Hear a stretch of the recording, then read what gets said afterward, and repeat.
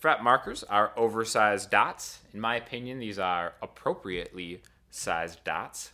The neck finish, just like the body finish, you want to kind of protect the neck of the guitar, but you want to do it in a way where you're not really fighting the neck. So this is a gun stock oil and hand rubbed special wax blend on the back of this neck. Now, the Strat that I have has a nitrocellulose finish on the back, and it's kind of a sticky finish that wears off over time, and that's something you want to pay attention to because a lot of people really like the drier finish because it seems like you can kind of get around the neck a little easier. You're not getting caught up on it. But again, that's just personal preference, and sometimes you can even refinish your own necks and kind of treat them in different ways to get them to feel a certain way, but that's just how this one is set up. Neck colors, you know what that means. Tuning machines, these are Scheller locker tuners. Now, locking tuners. Now, a locking tuner, there's some confusion about that too. It doesn't mean your guitar or your instrument is going to stay locked in tune. It just actually has to do with how the strings go through the windings here, right?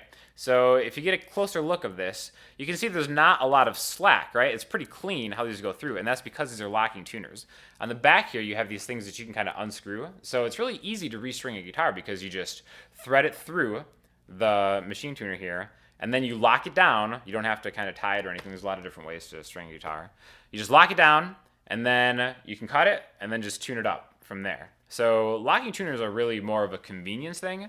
They don't necessarily help your guitar stay in any better tune, but if it has locking tuners, usually you can tell it's a higher quality guitar for the most part. That's also an upgrade that you can do yourself too, but just beware that when you add mass to the headstock, it can also change kind of the setup and how your guitar sounds too, and locking tuners generally are a little bit heavier than standard tuners.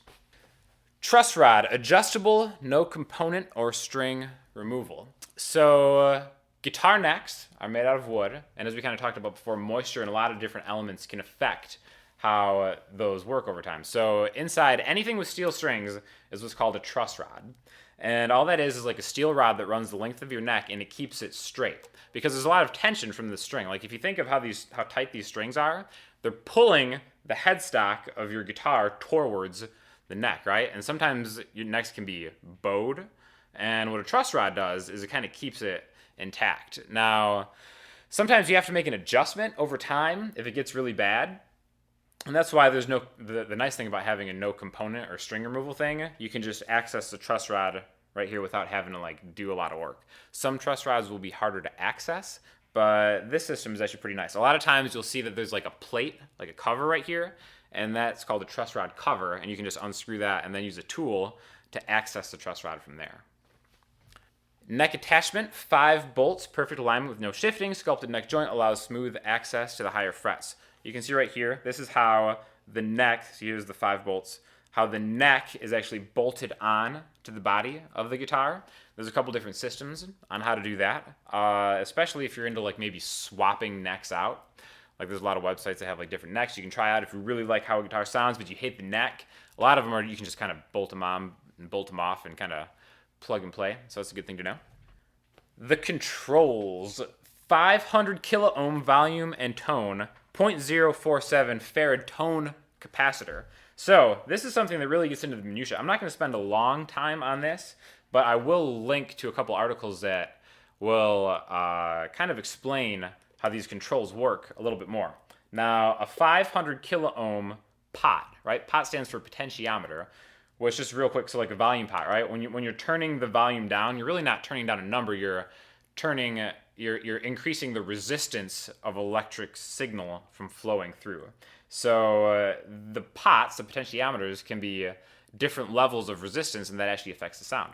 So rule of thumb is humbucking guitars will generally have 500 kilo ohm pots, and single coil like a Strat will have like 250 kilo ohm pots.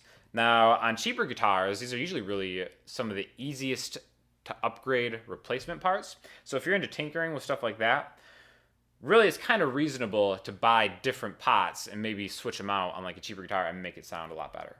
Switching, 5-way lever pickup selector. So that's going to be this thing right here.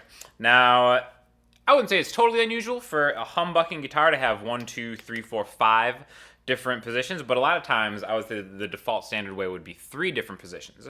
So mostly like a single coil Strat type thing is going to have a 5-way selector, and there's kind of a traditional way in which those are wired. But that's why you should always look at the schematics, because this has something that's maybe not as intuitive, like position 1. And by the way, position 1 is always the one closest to the bridge. When I first started, I thought maybe position 1 would be the closest one to your face, but that's actually not true.